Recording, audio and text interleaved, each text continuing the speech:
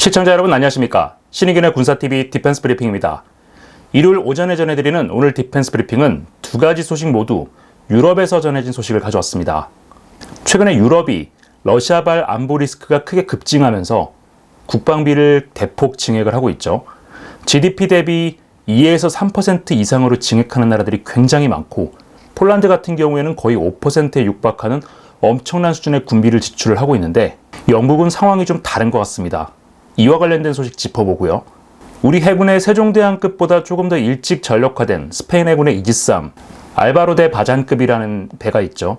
스페인이 이 배를 대대적으로 성능 개량을 한다라고 합니다. 자, 그런데 스페인에서 이지스함을 개량하는 것이 우리나라와 무슨 연관이 있는지 굉장히 중요한 소식인데, 자, 그런데 스페인에서 이지스함을 개량하는 것이 과연 우리나라랑 무슨 상관이냐 라고 묻는 분도 계실 것 같은데, 이것이 우리 해군에게 왜 중요한지 이에 대한 내용도 한번 살펴보겠습니다.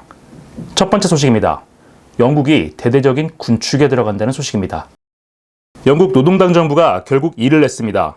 러시아발 안보 리스크 증가로 유럽 각국이 군비 증강에 열을 올리고 있는 상황에서 영국 정부가 대규모 군비 감축을 선언하고 나섰습니다.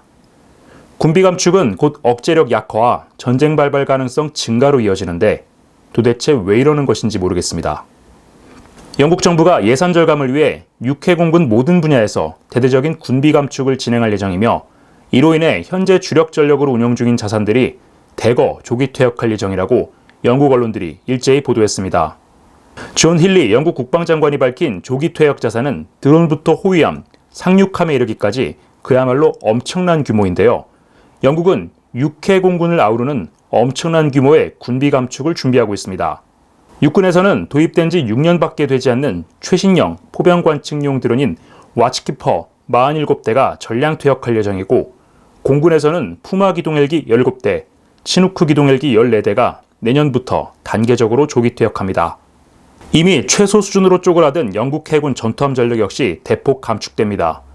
23형 호위함 아르길과 웨스트민스터에 이어 노썸벌랜드까지 퇴역하면서 23형 호위함의 숫자는 8척으로 줄어들게 됐습니다. 영국은 알비온급 강습 상륙함 알비온, 브루어크도 당초 계획보다 10년 빨리 퇴역시키기로 했는데요. 이에 따라 영국 수상함대는 전례 없는 규모로 축소돼 최악의 전력 부족 상황에 직면하게 됐습니다. 이 같은 상황은 노동당 정부가 당초 약속했던 GDP 대비 2.5% 수준의 국방 예산 지출 공약을 파기하고 내년 예산을 GDP 대비 2.3% 수준으로 동결하면서 벌어졌는데요. 안보 상황이 굉장히 위중한 지금 영국이 이래도 될는지 모르겠습니다. 전 세계적으로 어느 나라나 좌파 정부가 집권하면 국방 예산을 가장 먼저 건드리죠. 영국도 예외는 아닌 것 같습니다. 지금 미국이 나토 회원국들에게 GDP 대비 2에서 3% 이상으로 국방 예산을 증액하고 대대적인 군비 증강에 나서라, 그래서 역할을 해라 라고 계속해서 강조를 하고 있는데, 영국 정부는 여기에서 정반대로 가고 있습니다. 물론 이전 정부에서 굉장히 많은 부채가 발생했기 때문에 이에 대한 긴축 재정을 유지하는 것은 좋습니다. 말은 긴축인데 실제로는 전혀 엉뚱한 분야에 엄청난 예산을 쏟아부으면서 그 대신 국방 분야에서만 긴축을 진행하고 있는 겁니다. 지난 10월 30일에 영국 재무장관이 내년도 예산을 발표를 하면서 향후 5년 동안 약 1000억 파운드, 우리 돈으로 약 180조 원 정도 되는 돈을 영국 재건을 위해서 쓰겠다라고 예고를 했습니다. 이 영국 재건이라는 것이 학교, 철도, 도로, 병원, 이런 공공시설에 들어가는 투자를 대폭 늘리겠다는 건데요. 국방 예산은 동결되지만 소위 말하는 공공자가 들어가는 각종 공공정책에는 수백억 파운드씩 예산이 증액되고 있습니다. 전체적인 긴축을 이야기하면서도 공공, 즉 정부가 주도로 뭔가 하는 사업에 대해서는 돈을 늘리겠다는 겁니다. 앞에 공공자가 들어가 있는 이런 사업들, 우리 문재인 정부 때 굉장히 많이 봤죠. 정부 재정 지출에서 이러한 공공 분야 지출이 늘어나면 늘어날수록 그 국가 경제는 망가진다라는 것을 많은 국가의 사례를 통해서 봤습니다. 제가 그래서 영국 정부가 대체 무슨 짓을 하고 있나, 이 재무장관이 발표한 예산안 내용을 들여다보니까 정말 기가 찹니다. 실업수당을 2배로 확대를 하고요. 그리고 노동자 고용을 위해서 기업에 보조금을 줍니다. 의료 여건을 개선한다고 당장 내년부터 보건 분야에만 226억 파운드의 직접 투자가 들어갑니다. 자, 이렇게 공공 분야 지출을 크게 늘리면 긴축 재정을 한다고 했던 영국 정부의 이 기조하고는 안 맞죠. 자, 그래서 증세를 합니다. 주식 투자라든가 은행 이자 같은 자본을 통해서 벌어들인 돈에다가 과세를 하겠다는 건데 이 과세율이 적게는 18%에서 24%, 그러니까 10억을 벌면 그 중에 2억 4천만 원을 자본이득세로 떼어간다는 겁니다. 자, 이런 식으로 과세를 하게 되면 영국에 투자할 외국 자본이 없어지겠죠. 자, 이런 식으로 국가 재정을 망가뜨려 놓고 국방 예산도 대폭 감축을 하는데, 자, 그 내용 한번 들여다보겠습니다. 자, 첫 번째, 지금 굉장히 잘 쓰고 있는 푸마 헬기와 취누크 헬기입니다. 사실상 영국 공군 공중기동 전력의 핵심 전력이라고 할 수 있는데 멀쩡하게 잘 굴러가고 있는 이들 헬기 31대를 내년부터 조기 퇴역시킨다고 합니다. 그리고 도입한 지 6년밖에 안 되는 와치키퍼라는 이 무인 정찰기 47대가 있는데 이 47대도 전량 퇴역시킨다고 합니다. 자, 그렇게 되면 지금 포병 사격 같은 경우엔 대부분 다 드론이 표적을 잡고 있죠. 이렇게 되면 영국 육군 포병 전력은 눈먼 장님이 된다는 얘기입니다. 제일 심각한 건 해군입니다. 자, 이 사진에서 보시는 23형 호위함 노썸벌랜드가 결국 퇴역합니다. 앞서 말씀드렸던 아르길과 웨스트민스터가 퇴역을 하면서 200까지 퇴역을 하게 되면 영국 해군의 23형 호위함 숫자는 8척으로 줄어들게 됩니다. 영국 해군의 수상 전투함은 23형 그리고 45형 방공구축함 이렇게 구성이 되어 있는데 45형 방공구축함 지금 거의 태반이 조선소 도크에서 수리하고 있죠. 보유하고 있는 6척 가운데 지금 한 척만 겨우 가동되고 있는 상황인데, 자, 이렇게 되면 영국 해군의 수상 전투함 숫자 도합 14척으로 줄어듭니다. 우리 해군보다 못한 수준이죠. 아스튜트급 잠수함이나 벵가드급 전략원잠의 가동률이 바닥을 치고 있고 어떤 잠수함은 6년 이상 도크에 들어가 있다. 이런 내용도 전해드린 바 있습니다. 그야말로 해군력이 박살나고 있는 그런 상황이라는 겁니다. 그리고 굉장히 멀쩡한 이 알비온급 상륙함 2척도 조기 퇴역이 결정됐습니다.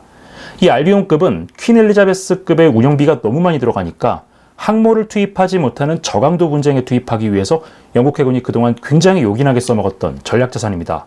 그런데 이 2척을 조기 퇴역시키면서 이제 영국 해군의 운신의 폭 그리고 유사시에 나토 지역의 병력을 파견하기 위한 수송수단이 사라지게 됐습니다.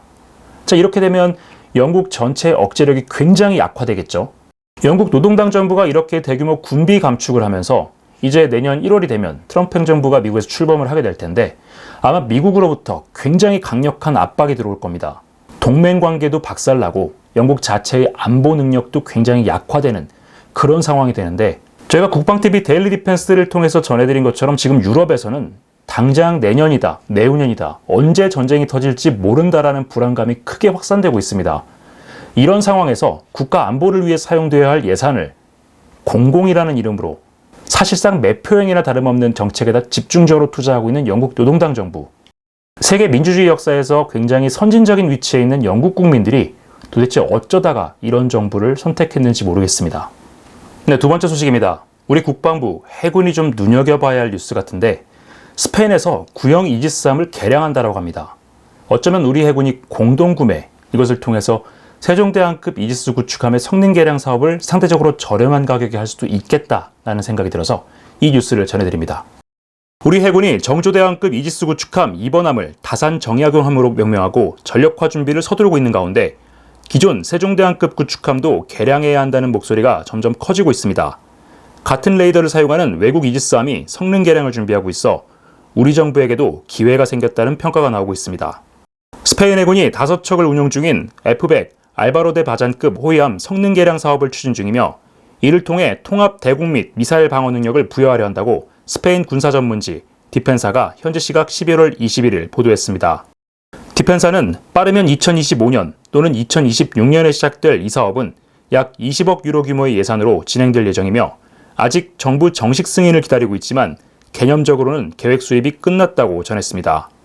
스페인 해군은 기존 호위함이 현재 건조 중인 F-110 보니파스급 호위함 전력과 함께 작전할 수 있도록 스파이-1D 레이더의 상당 부분을 업데이트하고 레이더 일부를 개조하는 방안을 추진 중인데요. 이번 개량을 통해 SM-3 함대공 미사일 등 새로운 무장을 통합해 IAMD 능력을 부여하는 것을 사업 목표로 잡고 있습니다.